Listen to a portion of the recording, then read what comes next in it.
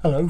For this week's short and sweet, I'm joined by the brains of the outfit, our youngest Lewis.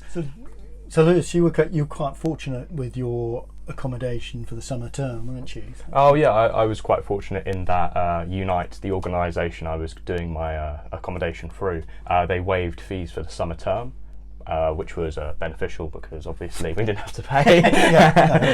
No, we like that one, but it's not quite so easy in the private rental sector, is it? Oh yeah, I have heard that for particularly students in second and third year, they have privately rented houses and flats and such, and been unable to sort of claim back that summer term of rent because you're in a fixed contract.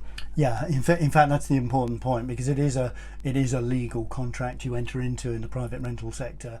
The good thing is that you can't be evicted before August 23rd. Evictions have been banned for that day until at least that date. But the landlord isn't actually obligated to let you out of the tenancy or to negotiate on the rent. But it's a case of if you don't ask, you don't get. And we have heard quite a few examples of landlords being flexible on leaving dates and also being flexible on rent. It's better to get something coming in than nothing. But the one thing to bear in mind is a lot of these tenancies are joint and several. So if you're sharing with a load of your mates and one of them decides not to pay, actually the rest of you can be chased for that rent, including the one who doesn't pay. So either way you're looking at it, you kind of have to all chip in and, and keep chipping in. So in regard to income, is there anything people could do to improve their situation?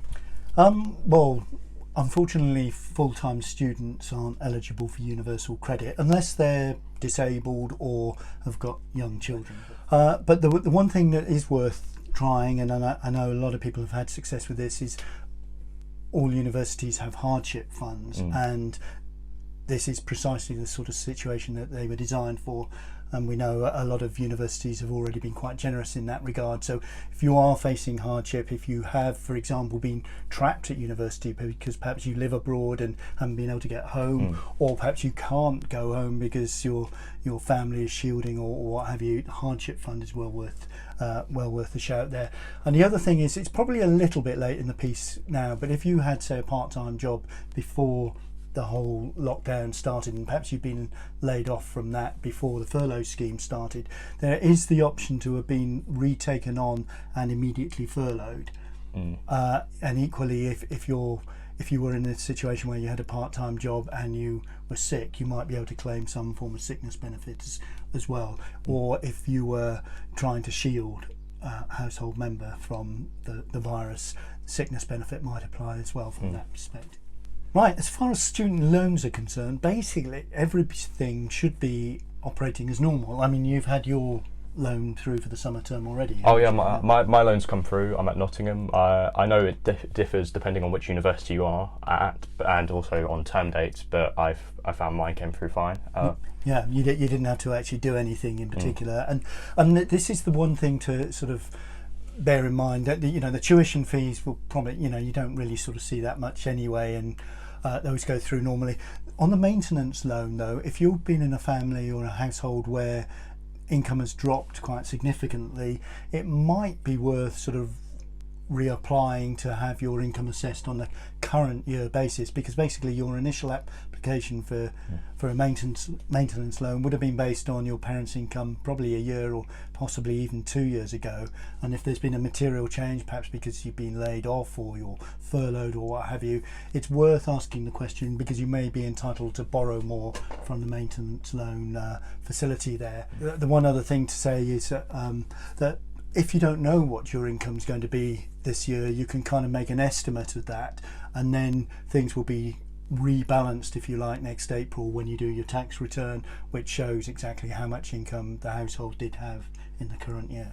As a student, I've had lots of experience with budgeting. I've found that Monzo and effectively other sort of open banking sort of apps and sort of networks that have been put in place do help you budget more effectively. So you can, for example, see if you're going to be able to afford to go out and grab that Domino's, or whether you need to tone down how many nights out you're doing a week. And another of the apps is something called Clio, which allows you to actually text the question, can I afford to go for the Domino's tonight, and it'll come back and it'll say, well, if you can do that, but your weekly budget will change to say £28 from £30 previously. So that can be quite useful. And another one is Money Dashboard, which kind of almost gives you executive level tools to analyze your cash flow and what you're spending stuff on, make budget projections as well. So the tools largely stemming from open banking allow a far greater control of budgeting, if that's what you want to do.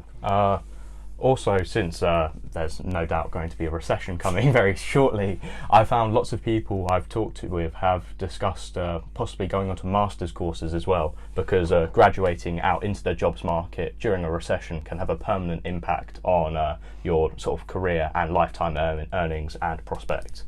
Yeah, no, that's certainly true.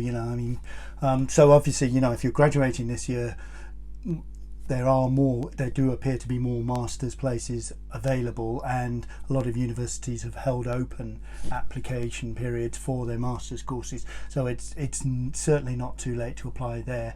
In terms of undergraduate level, the feedback universities are already getting is that quite a few people want to defer entry because they're worried about the teaching not being face-to-face, and they're not happy with sort of starting a course online and what have you.